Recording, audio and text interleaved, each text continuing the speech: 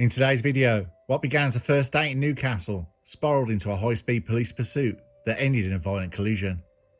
At the centre was a man whose refusal to stop for officers turned a minor traffic defect into a criminal case, leaving 7 police officers injured. This is Curios&Spiritual, no deep dives, because it happened on a road. This is the account of the night, the crash, and the consequences that followed.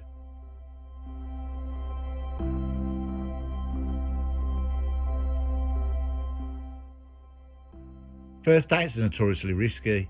You never know if the other person will be nice or just plain strange. You hope for laughter, maybe a shared love of John Cassavetes films. If only. But there are many ways a first date that can go wrong. You could spill a drink, mispronounce a name, or accidentally reveal your undying love for the channel Curios&Spiritual. But few people experience the unique thrill of a police chase within the first hour of meeting someone new. Yet that is precisely how the evening of the 9th of April 2025 began for Mazyar Azabonyed and Courtney Redfern in Newcastle. On the 9th of April 2025, Mazyar Azabonyed, 20 years old, unknowingly redefined first date disasters when he picked up Courtney Redfern, 23 years old, in his BMW X5, a car so big it could comfortably double as a small flat. The BMW, apparently a statement vehicle, boasted a faulty rear light that flickered intermittently like a disco ball. Not exactly subtle, but perhaps Mazyar thought it added character. Courtney's expectations were far humbler. She imagined a night with polite conversation and maybe the occasional awkward pause that felt more promising than terrifying. Instead, she got a front row seat to what could be only described as a motoring masterclass from the film The Blues Brothers.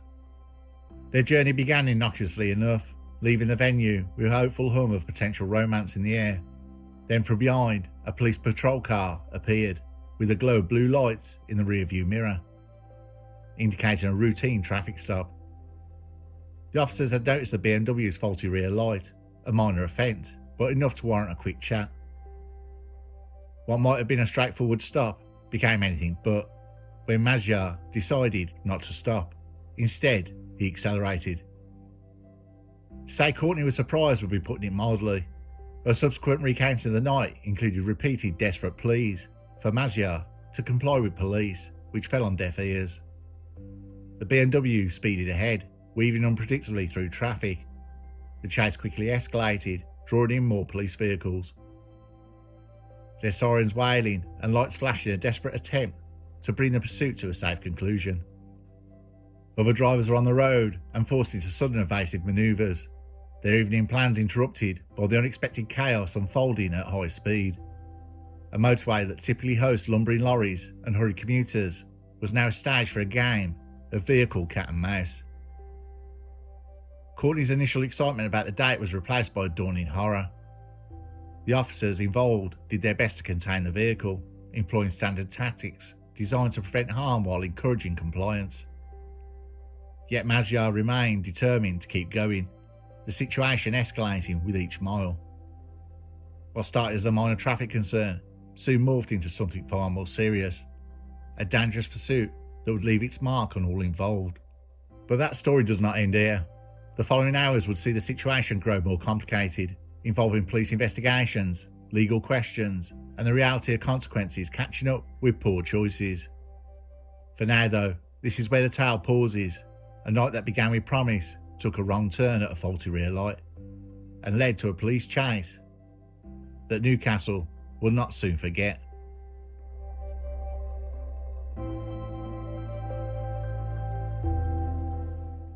The pursuit of Mazyar Azabonyed's BMW X5 had already lasted over 6 miles when the final series of decisions brought it to an end.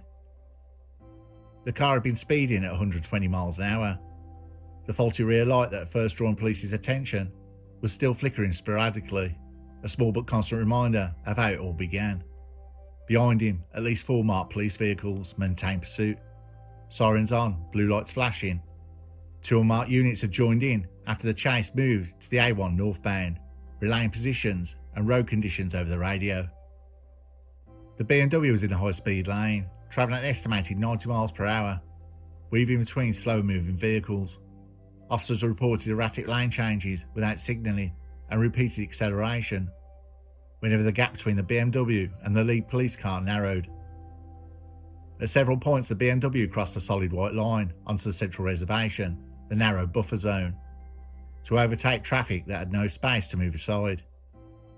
Courtney Redfern, seated in the front passenger seat, was shouting at Magyar to stop the vehicle. Her account later confirmed that she had undone her seatbelt briefly in the panic, but then clipped it back into place when she realised the car's speed was increasing. She described Magyar's grip on the steering wheel as white-knuckled, and his eyes fixed more in the rearview mirror than on the road ahead. Police attempted boxing-in manoeuvre at approximately 21:48 hours. Two marked units moved to flank the BMW in lanes 2 and 3, while a third accelerated ahead to take lane 1. Magyar responded by braking sharply, forcing the two flanking units to swerve to avoid collision. One of the pursuing vehicles made contact with the BMW's rear offside panel. This abrupt stop caused an unmarked police Volvo, which had been pursuing at speeds of 135 miles per hour, to collide with Azerbaiján's BMW at around 80 miles an hour.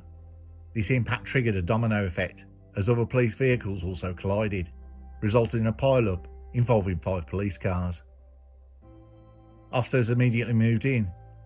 Magyar was removed from the passenger side, but required assistance to move away from the wreckage due to shock. Several officers were trapped in their vehicles and some were rendered unconscious.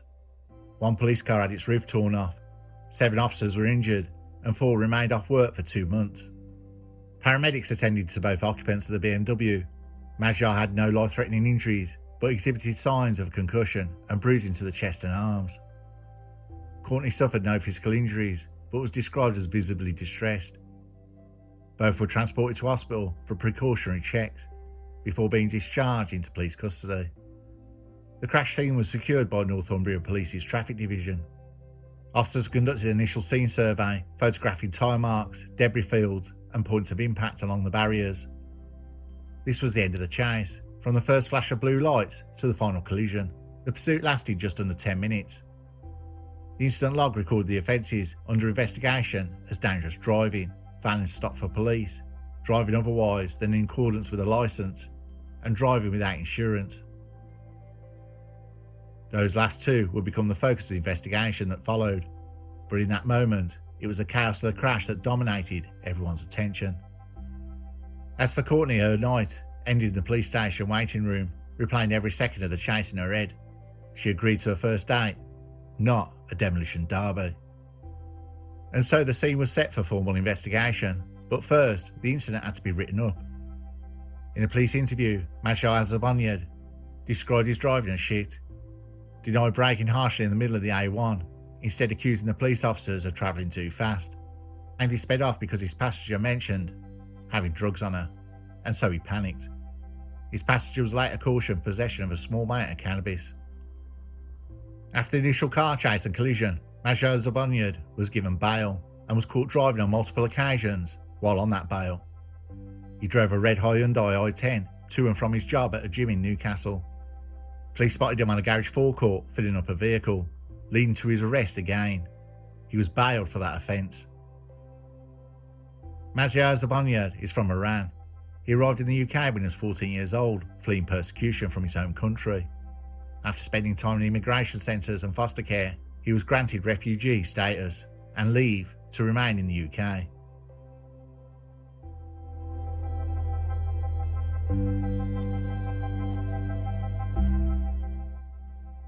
At Newcastle Crown Court, Courtroom 3, it was just after 10 AM when the clerk read out the charges: dangerous driving, failing to stop for police, driving otherwise than in accordance with a licence, and driving without insurance. Magyar Azerbaiján took his place in the dock. Magyar wore a navy suit that was respectable enough. He gripped the edge of the dock rail in a way that suggested he was very aware of his surroundings.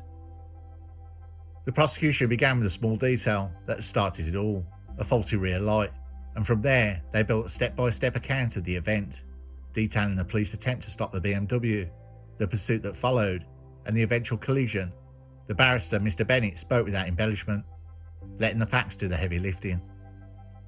Dashcam footage from multiple police vehicles was shown on the court's monitors. The jury saw the weaving across the lanes, the acceleration whenever the gap narrowed, and the police cars attempting to box the BMW in. The video stopped just before the moment of impact, at which point still photographs were introduced.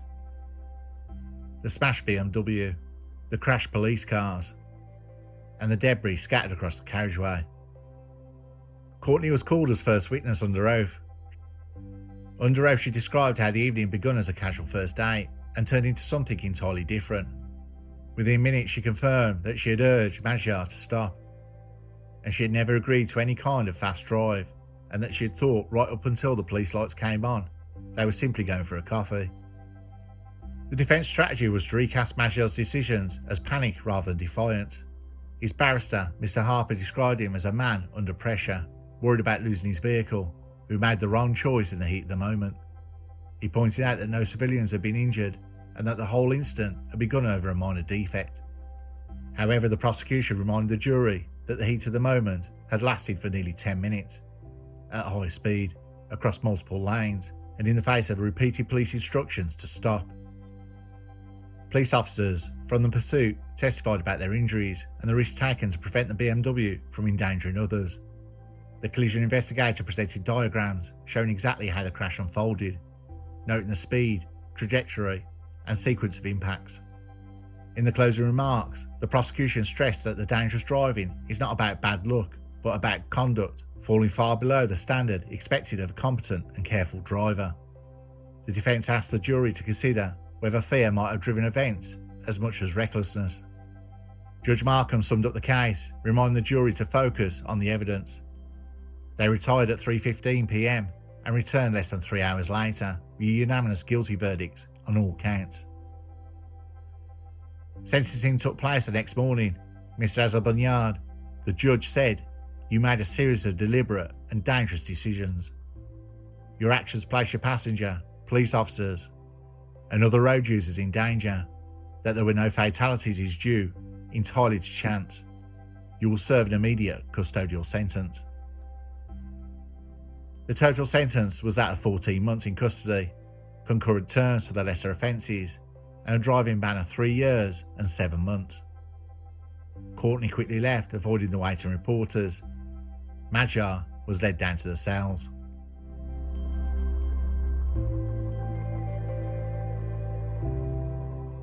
Magyar Azabanyard's actions were not a momentary slip, but a sustained chain of reckless decisions that placed lives in immediate danger. That no one was killed is nothing more than chance. The crash was violent enough to destroy vehicles and could have easily ended lives. That it did not is pure luck, nothing more, and luck is no defence. Had the timing been a few seconds different, the charges could have been for death by dangerous driving, and the sentence would have been measured in decades and not months.